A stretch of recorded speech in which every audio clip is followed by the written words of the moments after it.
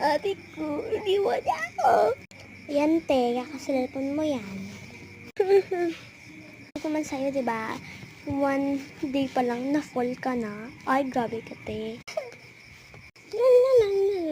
Te, dalian mo naman. Nagugutom na kami. Tumahimik kayo dyan. Nagluluto pa ako.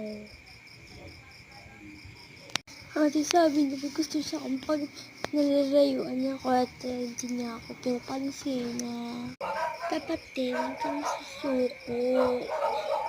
Ang fight lang hanggang dulo. Kasi mga crush, hindi mo pinapansin para makatime din sila, makaspend at mga ganyan. Tinatry ko lang nila para ma-fall ka. Kaya huwag kang susuko. Aamin din siya. Thank you, te.